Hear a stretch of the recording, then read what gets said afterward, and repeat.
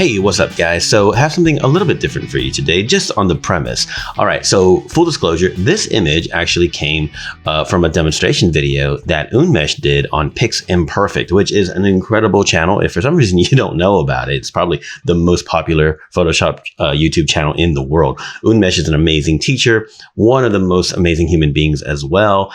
Just a fantastic channel. You definitely need to go check it out. I'm definitely linking it in the description. But he had this image and he was demoing some use of Camera Raw. Excuse me a moment. Some use of Camera Raw Filter that had a really cool way to modify the saturation when you use curves to enhance contrast, for example. I actually didn't know about that Camera Raw Filter. Super cool. Results are amazing. And I encourage you strongly to watch the video from Unmesh talking about how we can increase contrast on an image like this. This is actually the image he used because he lets us download it. How to increase the contrast and not get the colors to bleed out and blow out using Camera Raw Filter's saturation adjustment slider. Fantastic tool, by the way. Great to learn about it. And that's how it works with Unmesh. He's always teaching us something, right? And then I got an email and it said, hey, have you seen this video that Unmesh did? And I said, I hadn't, but I went and checked it out. And I was like, cool. And the email question was, can you replicate this in a controlled manner in the layer stack similarly? And I thought, potentially. So I played around with it and I came up with a method that uses very similar methods that we've done before with our chroma luma splitting.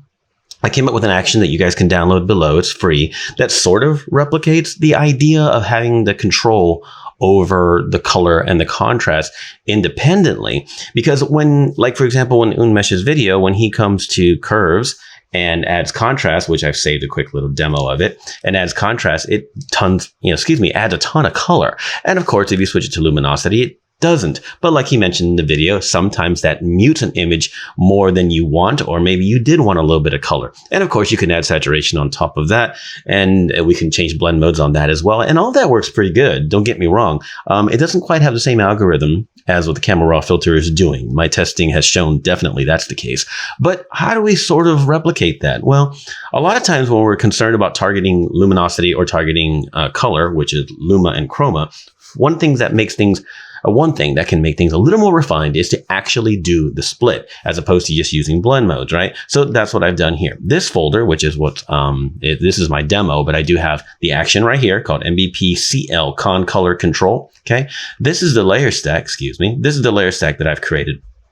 So we have our luminosity extracted here, accurate luminosity, at least based on Photoshop defaults, okay? And then we have a curves that's clipped down. So it's obviously only modifying the luma, which is a little more refined than using the luminosity blend mode by itself, just ever so slightly.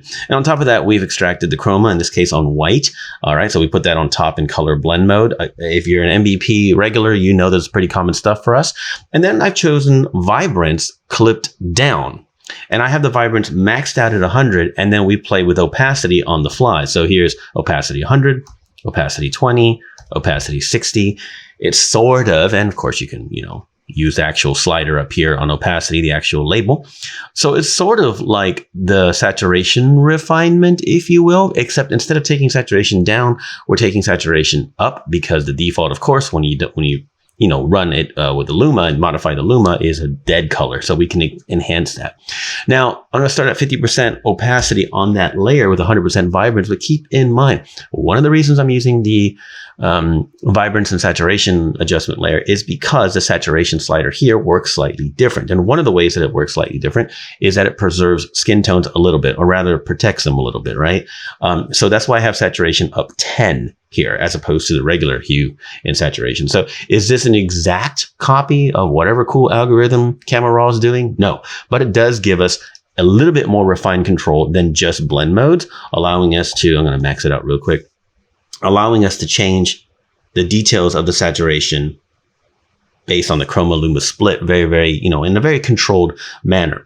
Now, we can make a video about it if you guys want, but when you do the actual chroma luma split and you separate it into these layers and then modify them directly, it is a little bit more refined and a slightly different result than just using blend modes. It's not going to automatically make your images better. Nothing really does, right? It's just a method to get you control. And once you have control, you can feel a little more confident on what you want to do. You want to add a ton of contrast? Well, you have it here. You want to add a lot of color or reduce the color even? You have it here. And of course, you know, you might think to yourself, hey, Camera Raw on a smart object is a little simpler for me. And that's true. I can't argue with that. A stack like this is a little bit much, but having an action like this is a good way to learn some new techniques and whatnot, and just kind of see how things respond. And B, every now and then you have a perfect shot, like for example, this one. This is like your absolute perfect, hero shot of your set, and you want to get the color and contrast just right. So you run a quick little layer stack like this, and you make the modifications you need with that flexibility right there on your layers window. So if you have color grading on top of this for some reason, right, you have everything underneath in control. So you can get the exact contrast and color that you want, and then you can color grade right on top, right? You know the MVP philosophy, if you follow us long enough, everything on the layers window to have flexibility. So is the color, is the Camera Raw Filter function that Unmesh shown amazing? It is, and it was really cool to learn. Again, check that function out, check his video out. But we created this action for you guys to download that sort of mimics that. I think it works pretty darn well in my testing. So give it a go, see what you think. And if you have any questions, of course, always leave a comment below. And I'll say one more time, if for some reason you're not following Piximperfect, fix that.